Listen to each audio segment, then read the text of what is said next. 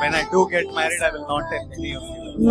I'll marry Vijay. I will only get married to someone who I think is God in my eyes. We're such good friends. Everyone has a Vijay Deverakonda in their lives. So Rashmika Mandanna and Vijay Deverakonda's wedding picture are all over the social media right now, जिन्हें audience का काफी प्यार मिल रहा है. That is in just 19 hours उनके wedding post पर almost 18 million likes से भी ज्यादा कंप्लीट हो चुके हैं. And even their wedding was so culturally rooted that उसके लिए उन्हें काफी प्रेज किया जा रहा है. That how they have celebrated both of their cultures. But amid all of these things, internet पर काफी पुराने पिक्चर्स एंड वीडियोस भी वायरल हो रहे हैं which are claiming कि विजय देवरकोंडा एंड रश्मिका मंदाना का रिलेशनशिप जितना गुड वे से प्रेजेंट किया जाता है वो थोड़ा शेडी है. As in विजय देवरकोंडा की एक एलिजेड एक्स गर्लफ्रेंड के साथ उनके पिक्चर्स अभी काफी सर्कुलेट हो रहे हैं, जिन्हें रेफरेंस देते हुए बोला जा रहा है कि एक टाइमिंग ओवरलैप दिख रहा है उनके इस एलिजेड गर्लफ्रेंड एंड उनके रिलेशनशिप विद रश्मिका के स्टार्ट होने के टाइम पीरियड में. एंड इवन उनके एंड अनन्या पांडे के कॉफी विद करण से कुछ क्लिप्स को लेकर भी अभी थोड़ा सा उन्हें बैकलैश फेस करना पड़ रहा है कि अगर वो रश्मिका के साथ रूमर्ड रिलेशनशिप में थे तो क्यों उनके एंड अनन्या पांडे के डेट पर जाने की बातें वहाँ पर हो रही थी, जिसको लेकर इनके फैंस टाइमिंग पर भी क्वेश्चंस रेज कर रहे हैं कि क्या वाकई ये ऑर्गेनिक है या कोई नेगेटिव पीआर चल रहा है. तो इस सब के बारे में बात करेंगे. उससे पहले आप चैनल को सब्सक्राइब जरूर से कर लेना. तो 26 फरवरी 2026 को वेडिंग होती है और Vijay Deverakonda and Rashmika Mandanna, after which they officially introduce their partners as husband and wife by sharing their wedding pictures along with a caption. But यहाँ पर भी एक सेक्शन ऑफ लोग ये बता रहे थे that how Rashmika is majorly involved in this relationship. अब हालांकि इन सारी चीजों पर बात करने के लिए ना आपको थोड़ा सा टाइम में पीछे जाना पड़ेगा. एज इन 2018 के टाइम में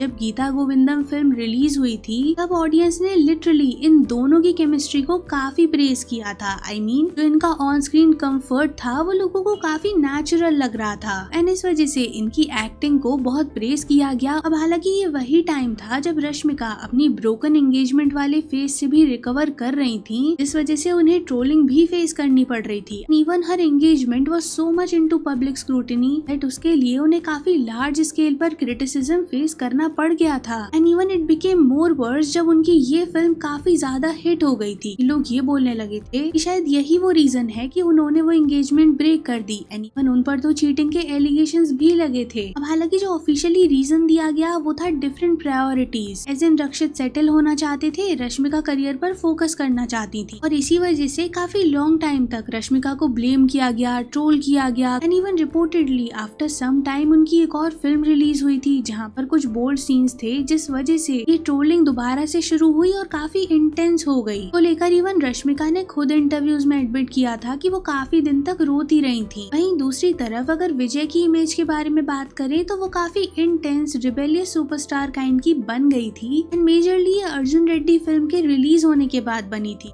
को लेकर उनका क्रेज यूथ में काफी था. एंड एग्जैक्टली यही वो फेज था जब विजय का नाम एक यूरोपियन गर्ल के साथ भी काफी लिंक हो रहा था. एंड इसकी सबसे बड़ी वजह थी कुछ फैमिली गैदरिंग्स के photos, Europe visits, close moments, तो सब कुछ ऑनलाइन शेयर किए जा रहे थे. एज इन फैमिलीज इन्वॉल्व हैं, ये सारे रूमर्स एंड रिपोर्ट्स भी प्रेजेंट थे. बट ऑफ कोर्स कोई ऑफिशियल कंफर्मेशन कभी भी नहीं आया. एंड फिर 2019 में विजय एंड रश्मिका की एक और फिल्म आती है जहाँ दोनों एक दूसरे के साथ काफी कंफर्टेबल दिख रहे थे. लोगों को इंटरव्यूज में inside jokes, casual fun moments को देखकर दोनों को शिप करने वाली एक ऑडियंस बन गई थी. लेकिन जब भी दोनों से पूछा जाता था तो we are just good friends यही बोला गया. एंड टू बी ऑनेस्ट यहाँ तक सारी चीजें काइंड ऑफ स्पेकुलेशंस ही थी, क्योंकि रियल डिस्कशन तो स्टार्ट हुआ है अराउंड 2020 एंड 2022 के टाइम फेज में, जहाँ दोनों वेकेशंस के फोटोज को पोस्ट किया करते थे. लेकिन वहाँ पर लोग सिमिलैरिटीज को ऑब्जर्व कर लेते थे. एंड आपको इंटरनेट डिटेक्टिव्स के बारे में तो पता ही है, बैकग्राउंड जूम करके क्या कुछ कंपेयर नहीं किया जा सकता. I mean, इसका सबसे बड़ा एग्जाम्पल तो कार्तिक आर्यन के साथ रिसेंटली जो कंट्रोवर्सी हुई थी वही है. और बस वही सब इन दोनों के केस में भी हो ही रहा था. लेकिन फिर एक दिन एलिजेटली विजय की उनकी वो एक्स के साथ सारे फोटोज डिलीट हो जाते हैं, जिसकी वजह से ही ना ये टाइम ओवरलैप हुआ है ऐसी थ्योरी भी बिल्ड हो गई थी. Because many people pointed out कि ये जो ट्रांजिशन है ना ये एक तो क्लियर नहीं था. बिकॉज इसे देखकर तो ऐसा लग रहा है कि प्रीवियस रिलेशनशिप ऑफिशियली क्लोज नहीं हुआ उससे पहले he was in another relationship, and यही सारी चीजें अभी दोबारा से उनकी मैरिज विद रश्मिका के बाद भी सरफेस हो रही हैं। आई मीन यही सारे फोटोज अभी दोबारा से सर्कुलेट हो रहे हैं। अब इसके साथ साथ ना कुछ और वीडियो क्लिप्स जो काफी वायरल हो रहे हैं वो है 2022 ईयर में लाइगर प्रमोशंस के टाइम पर विजय और अनन्या पांडे के कुछ कॉफी विद करण के क्लिप्स एंड इवन उनके इंटरव्यू क्लिप्स। यहाँ पर हालांकि अनन्या ने रैपिड फायर के राउंड के टाइम पर इनडायरेक्टली ये हिंट ड्रॉप कर दिया था that Vijay Deverakonda is dating Rashmika Mandanna. अब हालांकि विजय ने वहाँ पर कुछ भी कंफर्म नहीं किया था, he was just smiling, but उसी एपिसोड में विजय कैजुअली बोल देते हैं that he went on a date with Ananya, जिस पर अनन्या का लाफ काफी ऑकवर्ड था और उन्होंने उसे तुरंत ही क्लैरिफाई कर दिया कि वो एक फ्रेंडली डेट था। जिस पर हालांकि करण ने भी सीधे पूछ लिया था अनन्या